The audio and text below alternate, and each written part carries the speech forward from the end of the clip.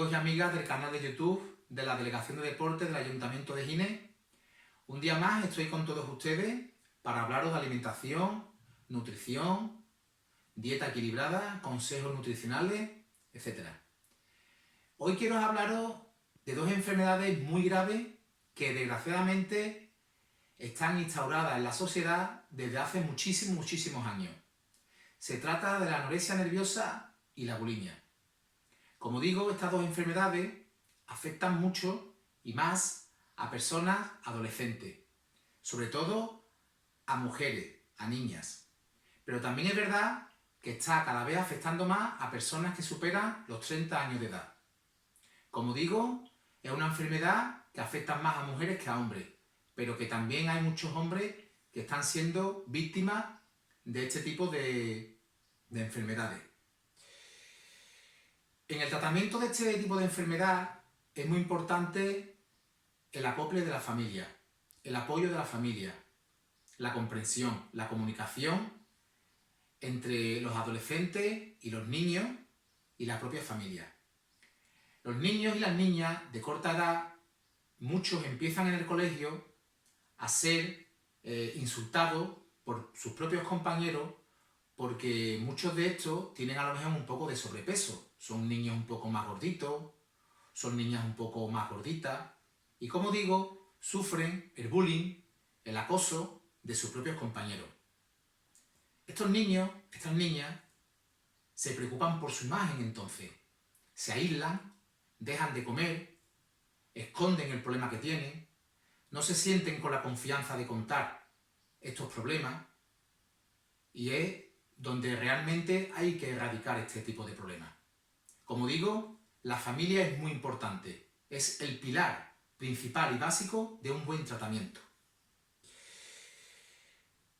Hoy quiero hablaros en unas diapositivas que voy a poner de la patología de estas dos enfermedades. Quiero hablaros de la diferencia que existe entre anorexia nerviosa y bulimia, los factores que lo desencadenan, las patologías, cómo se puede identificar, cómo se pueden tratar, cómo evitarlas, etc. Para ello, como os digo, os voy a poner unas diapositivas, vamos a entrar un poco en teoría, os lo voy a explicar y después vamos a enlazar con un vídeo que es el testimonio de una modelo muy famosa de nuestro país, que se llama Marisa Jara, que ella fue víctima de la bulimia. Ella nos cuenta en primera persona cuál fue el sufrimiento que ella padeció y me parece muy importante su testimonio. Como digo, irá inmediatamente después de las diapositivas que voy a proyectar y que os voy a explicar. Espero que os guste, que estemos muy atentos y que aprendamos un poco más de estas dos enfermedades que son muy graves pero que tienen cura. Vamos a la teoría. Bien, pues vamos por las causas del trastorno de la conducta alimentaria. Como factor desencadenante está la dieta y la genética. Y por otra parte tiene que haber una vulnerabilidad de la persona para que emerja un trastorno completo. Se pueden dar muchos factores. Entre ellos están el factor social, que es una presión social y cultural por estar delgado, con la identificación de una imagen estilizada, con belleza, éxito social y triunfo profesional. Todo esto ha desembocado en una preocupación e insatisfacción sobre la propia imagen. Después tenemos los factores personales y psicológicos, como tendencia a la pérdida de control de impulso, baja autoestima, escasa autonomía, rigidez, inflexibilidad, inseguridad, personalidad obsesiva o depresión, que pueden actuar como factores predisponentes o desencadenantes. Probablemente este factor es el eje central de la enfermedad que justifica la restricción alimentaria. Es la insatisfacción con la imagen, con distorsión de la percepción de la propia imagen, etc. También tenemos los factores familiares. Es más frecuente en familias con alta conflictividad, familias desestructuradas, donde hay violencia, separación, alcoholismo, antecedentes de obesidad en la madre, hay sobreprotección, rigidez, límites de conducta demasiado estrictas o por el contrario falta de establecimiento de límites. La aparición de la enfermedad supone un aumento de la conflictividad familiar, que altera sin lugar a dudas la convivencia y contribuye a la persistencia de la enfermedad. También tenemos los factores biológicos, que pueden ser genéticos, porque puede haber una susceptibilidad aumentada genéticamente condicionada. También tenemos un factor a nivel de neuronas, los neurotransmisores cerebrales, que se han encontrado variaciones en determinados neurotransmisores cerebrales, baja serotonina, dopamina, etc., cuyo papel no está del todo aclarado, pero pueden predisponer o pueden ser importantes a la hora de tener esta enfermedad. También está un factor importante como el sexo. El sexo femenino es un factor de riesgo, no solo por las presiones e influencias sociales, sino que parece haber una cierta predisposición biológica que hace que la mujer sea más sensible y más susceptible a la hora de tener este trastorno. La edad también es un factor dentro de todos estos factores que estoy diciendo. En torno a la adolescencia es cuando se suman cambios físicos y psíquicos, el desarrollo de la propia identidad, conflictos emocionales, inmadurez y desorientación. Y por último nos encontramos los factores nutricionales. Aquí cabe destacar los cambios en los hábitos nutricionales en los últimos años. La incorporación de la mujer al mundo laboral, con sus horarios laborales, las largas distancias de trabajo, en la maternidad, en fin, etc. Pues esto hace imposible mantener la estructura familiar en los horarios correspondientes a las comidas y emplean también cambios en las costumbres familiares y hay una pérdida en los hábitos nutricionales que normalmente se llevan como tradicional. Los desayunos son rápidos e incompletos, la responsabilidad de la comida se ha delegado en el colegio o en empresas de catering, etc. Si no, pues también están en el bar. En fin, no hay unos buenos hábitos nutricionales en ese sentido. Las cenas también pueden ser largas o de jornadas laborales muy largas. Son muchas veces platos precocinados, rápidos y ultraprocesados. Bien, pues después de haber visto las causas del TAC, trastorno de la conducta alimentaria, voy a indicar los factores desencadenantes de este trastorno. Entre los factores que puede desencadenar estos problemas están el modelo actual de belleza que impone a un cuerpo más delgado y más esculpido. También juega un papel muy importante la genética y sobre todo una personalidad perfeccionista y autoexigente. La persona aprende a hablar de su sufrimiento a través de su relación con la comida, conducta que tiene unas repercusiones muy graves. Los problemas más comunes son la anorexia nerviosa y la bulimia, que afectan mucho más a mujeres que a hombres. Se calcula que alrededor de 400.000 personas padecen en España algún trastorno de la conducta alimentaria. Y la mayoría de los pacientes son chicas, entre los 12 y 24 años. Aunque según los expertos, se dan cada vez más en mujeres que han superado la treintena de años de edad. Y también se dan en varones. El tratamiento a seguir en los trastornos de conducta alimentaria es fundamentalmente y principalmente el tratamiento psicológico, pero es muy imprescindible ayudarlo con un soporte vital como la participación de especialistas en nutrición y en dietética. Desde el punto de vista dietético y nutricional, los objetivos del tratamiento son los siguientes. Hay que detener la pérdida de peso y cubrir los requerimientos mínimos de la persona. Aportar progresivamente una mayor cantidad de alimentos básicos hasta llegar al nivel adecuado, considerando siempre la edad del paciente, el sexo, su talla y su peso. Hay que restaurar los hábitos alimentarios de forma que su dieta sea completa, equilibrada y bien distribuida a sus tomas a lo largo del día. Realizar los cambios en la alimentación lentamente para que dé tiempo a que se establezcan los cambios psicológicos en la persona y ésta pueda aceptar el aumento del peso. Explicar al paciente o a la persona en cuestión que el aumento de peso inicial es debido a una rehidratación y no a un acúmulo de grasa. ¿Para qué? Para que la persona no se intranquilice si observa que es muy rápido el peso que está obteniendo y no le produzca angustia, ya que ellos empiezan a mejorar el peso. Debe haber un feedback entre paciente y profesional de la alimentación. Es decir, hay que pactar entre los dos los cambios que va a haber en la alimentación y hacerle entender que estos cambios es por el bien de él y la intención no es cebar a la persona, sino intentar que alcance un peso adecuado. No presentar platos abundantes, ya que el paciente puede ser que lo rechace. Introducir alimentos inicialmente rechazados, pero siempre gradualmente. Imprescindible enseñar de nuevo a comer, procurando quitar de la cabeza que todo engorda.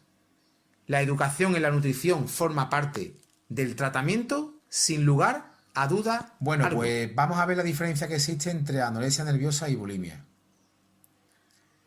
La anorexia nerviosa consiste en un trastorno de la conducta alimentaria que supone una pérdida de peso provocada por el propio enfermo y lleva a un estado de inanición. La anorexia nerviosa es un trastorno alimenticio que amenaza la vida y está caracterizada por la privación de comer y por la pérdida de peso excesivo. La pérdida de peso extremo en estas personas puede conducir a problemas de salud e incluso la muerte. Las personas con anorexia nerviosa tienen intensos temores a engordar y se ven a sí mismos gordos. Tienen distorsionada lo que es la realidad. Incluso cuando están muy delgados, ellos se ven gordos. Estos individuos pueden tratar de corregir esta imperfección limitando la ingestión de comida de manera estricta y haciendo excesivo ejercicio físico, con la finalidad de perder peso.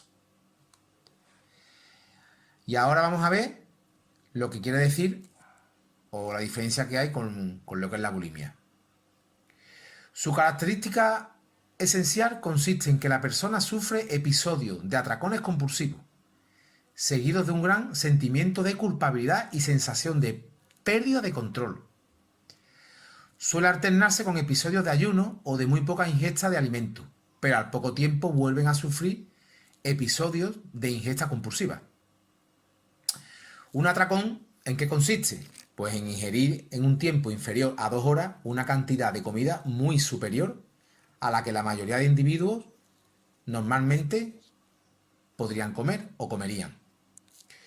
A pesar de que el tipo de comida que se consume en los atracones puede ser variada, generalmente se trata de dulces y alimentos de alto contenido calórico, como helados, pasteles, chocolate. Los individuos con este trastorno se sienten muy avergonzados de su conducta e intentan siempre ocultar los síntomas. Los atracones se realizan a escondidas o lo más disimuladamente posible. Los episodios suelen planearse con anterioridad y se caracterizan por una rápida ingesta de alimentos, aunque esto no ocurre siempre. Otra característica esencial de este trastorno la constituyen las conductas compensatorias inapropiadas para evitar la ganancia de peso. Es decir, que muchos individuos usan diferentes medios para intentar compensar los atracones. El más habitual es la provocación del vómito. Este método de purga lo emplean el 80 al 90% de los sujetos que acuden a centros clínicos para recibir tratamiento sobre ello. Los efectos inmediatos de vomitar consisten en la desaparición inmediata del malestar físico y la disminución del miedo a ganar peso de la persona en cuestión. Otras conductas de purga son un uso excesivo de laxantes y de diuréticos, de enemas y realización de ejercicio físico muy intenso y sobre todo también estar en ayuno. ¿Cuándo podemos decir que hay riesgo para un ingreso hospitalario? Pues el ingreso en el hospital se indica cuando el IMC, que es el índice de masa corporal, es muy bajo. Cuando es por debajo este índice, inferior a 16 o 16,5, el tratamiento ambulatorio no suele dar ningún resultado. Y estos datos son estadísticos. Y también porque a partir de estos índices aumentan muchísimo las complicaciones físicas que pueden darse. El ingreso hospitalario es cuando hay riesgo para la vida. Un peso muy bajo puede condicionarlo. Y también cuando el tratamiento ambulatorio o del hospital de día no dan resultado y el paciente sigue con las mismas prácticas y conductas alimentarias. Se puede curar definitivamente. Hay un gran porcentaje de pacientes que se recuperan por completo y sin ninguna secuela y no presentan ningún síntoma ni secuelas en la vida adulta. Una de las cosas del tratamiento que conlleva es que haya un adecuado orden en las comidas, higiene de los alimentos, 5 comidas al día y con un cierto orden. Y mientras el trastorno está activo, es importante tener las horas del día ocupadas. Es fundamental saber que para ocupar su tiempo la familia debe ser un pilar importante en el tratamiento. Bueno, ¿y cómo podríamos evitar el trastorno de la conducta alimentaria? Pues la familia es uno de los principales pilares en el tratamiento de la conducta alimentaria. Y la mejor forma de ayudar a los adolescentes, a los niños en general, a que no desarrollen este trastorno es precisamente mejorando la comunicación entre las familias y hablar de otros temas que no solo sea la imagen física, de cómo te queda un pantalón, de cómo te queda una camisa, si te queda más grande o te queda más chica. Hay que tener en cuenta que el trastorno de la conducta alimentaria lo sufre en mayor medida la población femenina, un 90%. Es la tercera causa de enfermedad crónica en la adolescencia y también la anorexia nerviosa y la bulimia son los trastornos de la conducta alimentaria más frecuentes en la adolescencia. Estos trastornos alimentarios se han multiplicado por 10. Bueno, y después de haber visto todo esto, ¿cuándo se sospecha que puede haber un trastorno de la conducta alimentaria? Pues como son trastornos de la conducta alimentaria, lo habitual es que se vean comportamientos desviados en cuanto a la alimentación. Es decir, los adolescentes empiezan a rechazar algunos tipos de alimentos o a preguntar a los familiares si esto o aquello engorda, de cómo le ven, si le ven delgado, si le ven más grueso, a pasearse con frecuencia por el espejo, a mirarse más, cambios de humor, a aislarse de los demás, a aislarse de la familia, hablan menos general, etc. Y también hay que estar muy presente y muy pendiente a las páginas web. Al final, lo que ofrecen en este tipo de páginas es una idea que al final esto es un estilo de vida. No lo consideran un trastorno, sino una forma de vivir. Y es un error. Muchas veces apoya la pérdida de peso o el esconder determinadas conductas para que las familias o llegados no se den cuenta de lo que está pasando. Las páginas web monopolizan las redes sociales. Estas páginas web también fomentan el autocastigo afirmando que el dolor adelgaza y dan información del índice de masa corporal que deben tener para no morir en el intento. Algo que muchas de ellas no consiguen. Porque en esto de la autodestrucción, el cuerpo se va transformando hasta provocar daño físico irreparable.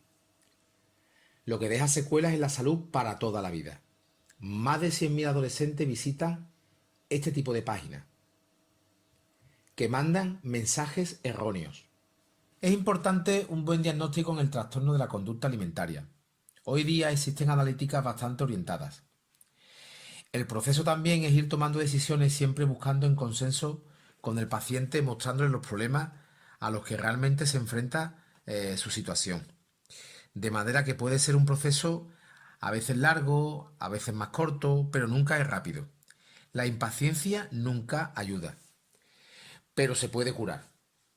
Marisa Jara, la anorexia y la bulimia tienen cura. Yo pasé por la bulimia, entonces yo te puedo hablar desde lo que yo pasé. Yo pienso que no te recuperas al 100%, o sea, lo de que tenga cura, yo creo que siempre hay algo que te queda ahí, ¿no? Porque yo estuve durante 3 años tratándome y yo ahora siento que estoy recuperada, pero como entre comillas, ¿no? Siempre me queda un poco el miedo a... Tengo que estar muy alerta. Yo creo que son enfermedades en las que tienes que estar pendiente constantemente de... Es una enfermedad en la que influye muchísimo la inseguridad, la imagen que das a los demás.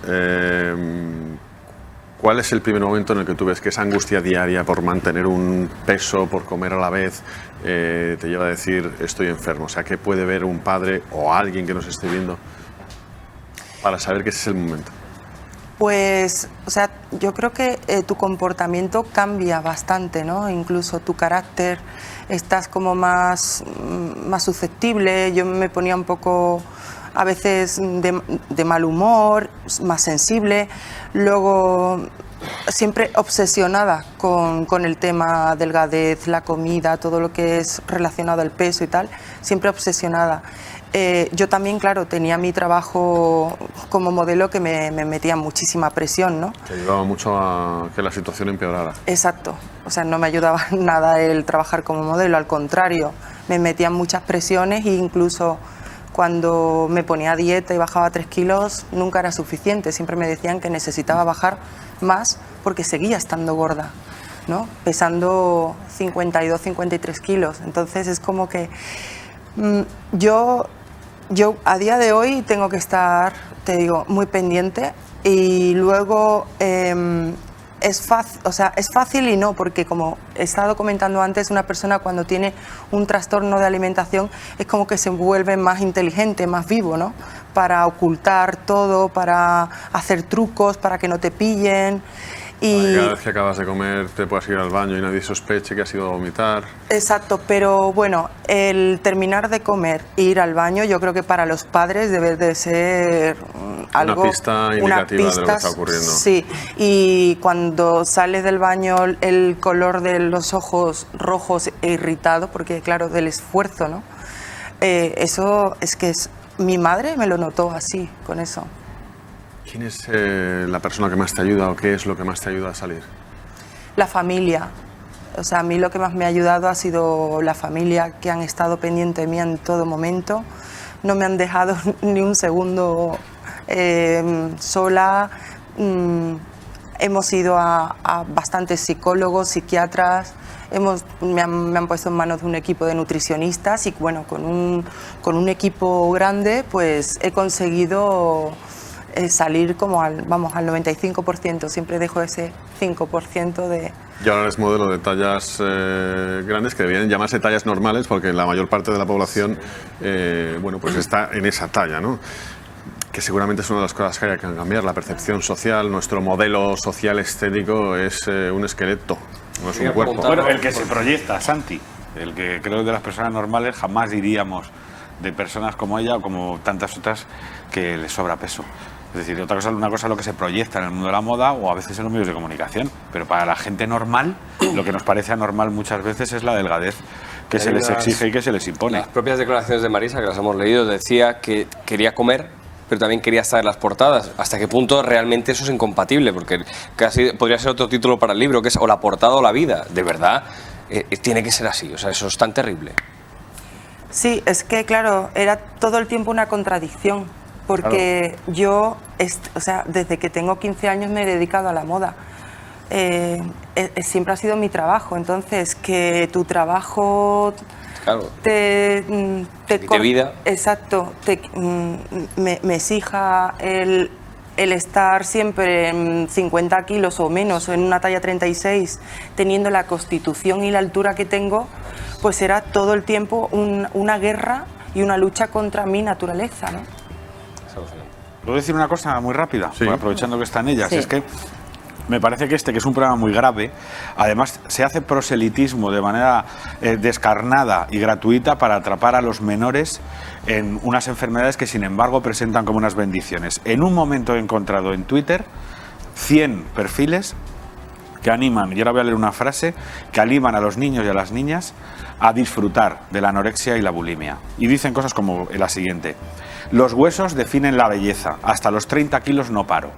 Y tienen cientos de seguidores a los que les dan instrucciones de cómo engañar a los padres, de cómo engañar a las madres, de cómo conseguir ese objetivo que el resto de los mortales no vamos a entender, es decir, de cómo matarse con la alimentación para, sin embargo, alcanzar un ideal de belleza. Que esto pase en las redes sociales, que Twitter y otras plataformas no persigan perfiles muy reconocibles porque utilizan palabras clave que no voy a decir para que nadie las vea. Ajá. Yo llevo tiempo denunciándolos, pero me parece que las empresas que se dedican a esto deberían poner mucho más difícil hacer Empresas proselitismo. y no sé si el legislador, no lo Es sé, una Pepi. vergüenza. Es terrible. Es una vergüenza. Es que, vaya, está legislado, pero no hay nada aprobado. No hay nada que realmente...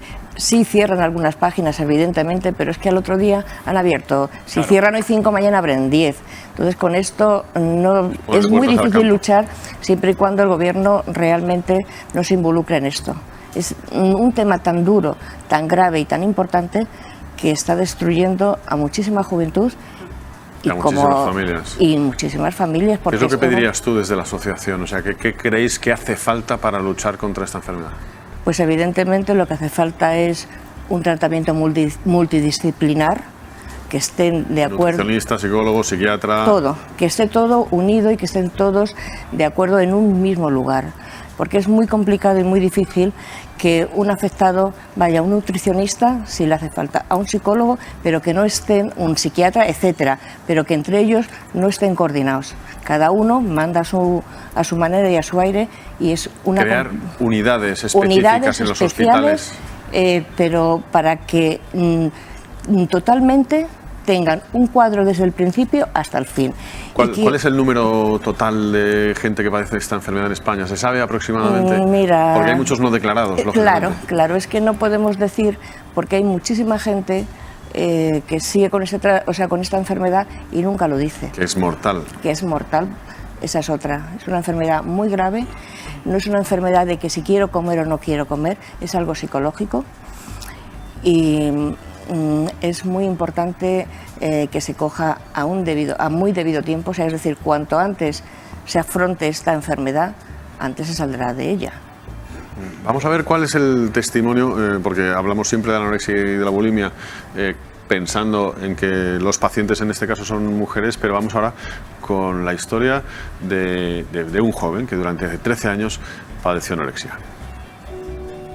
¿En qué momento te das cuenta de que tienes un problema? Casi 13 años más tarde. Tuve miedo y es cuando me di cuenta que podía morir de hambre y que esto era una enfermedad y que esta enfermedad me iba a llevar a la muerte. Yo era una persona bastante gordita y bueno, siempre había hecho dietas hasta que un día pues decidí empezar a quitarme un poco de aquí, otro poco de allá, ahora me quito más, hasta que dejé prácticamente de comer nada, alimentarme a base de agua y manzanas. Para mí era un estilo de vida al que quería que respetaran, no me parecía que fuera un problema, pensaba que el problema lo tenía todo el mundo. De hecho, casi todos mis ingresos prácticamente no eran ingresos voluntarios, eran ingresos tutelados siempre. ¿Cómo era, por ejemplo, tu día a día?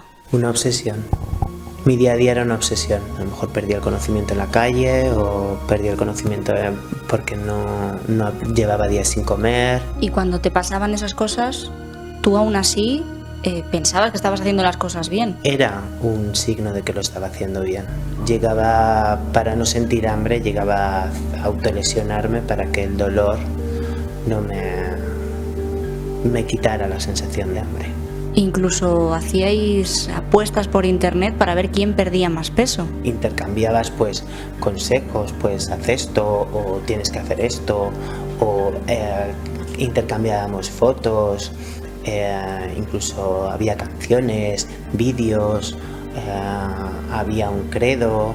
Es que es una secta, finalmente es una secta que está potenciando un trastorno, como que no nos entiende nadie, era como alguien que te entendía. ¿Cómo ha sido todo este proceso, estos 13 años para tu familia?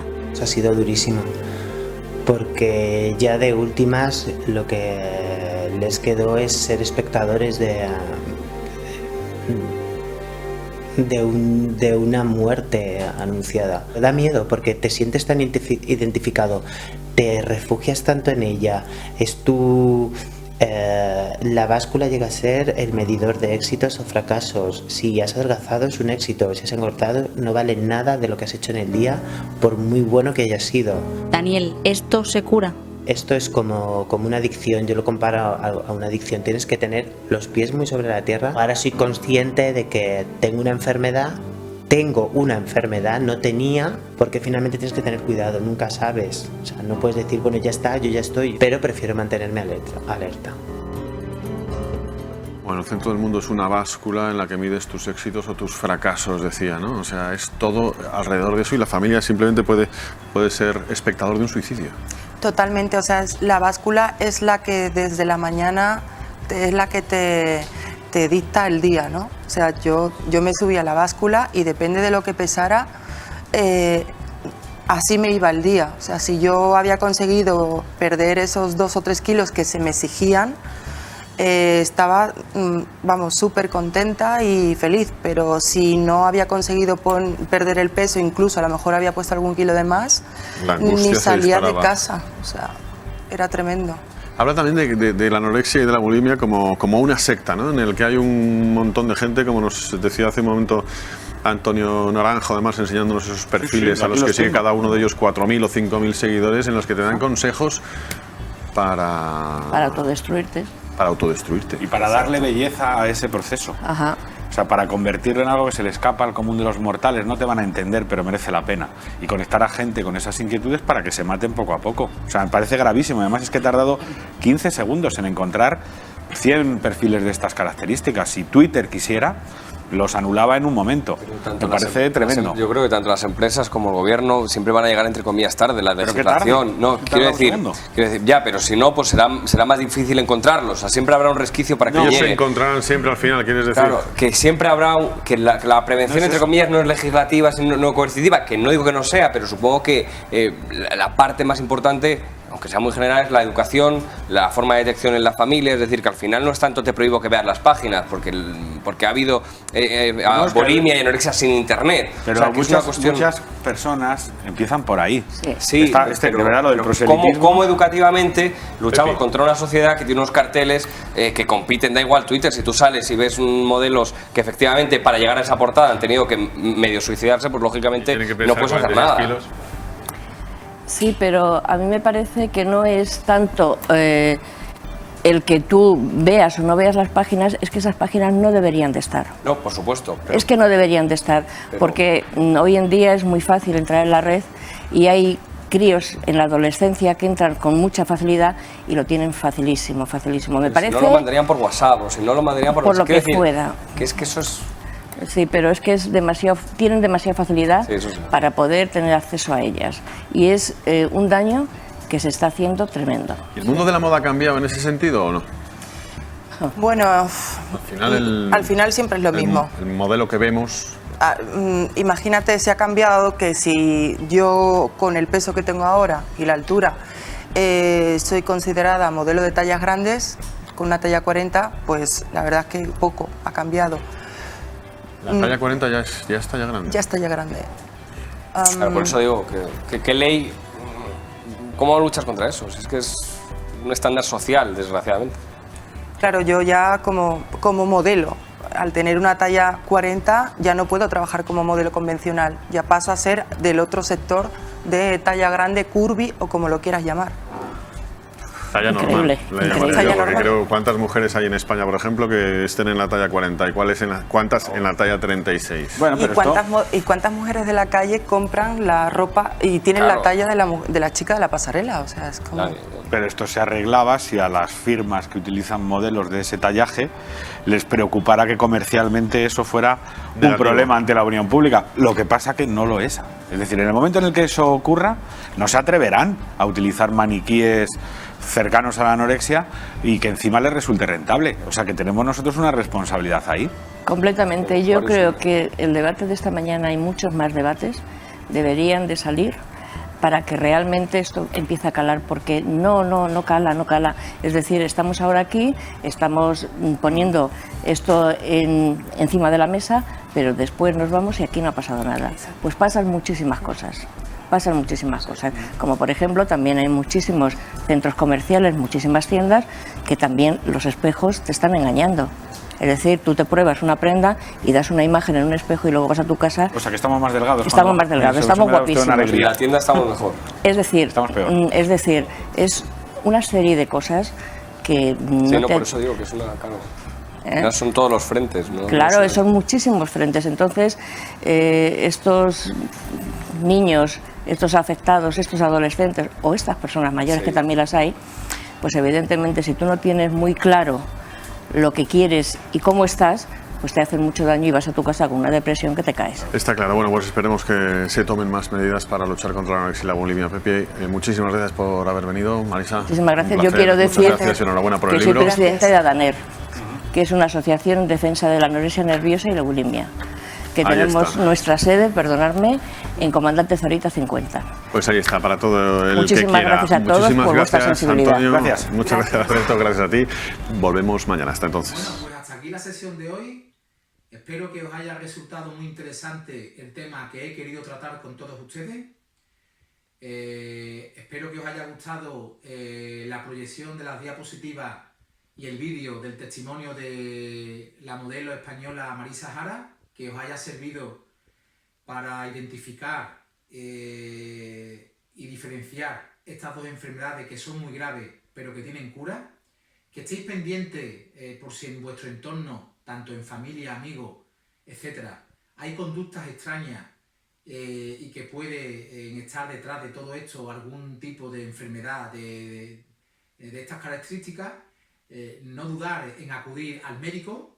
Existen asociaciones y clínicas privadas que se dedican a este tipo de enfermedades. Tratarlo con normalidad, comunicación fundamental, cariño, comprensión y mucha ayuda. ¿De acuerdo?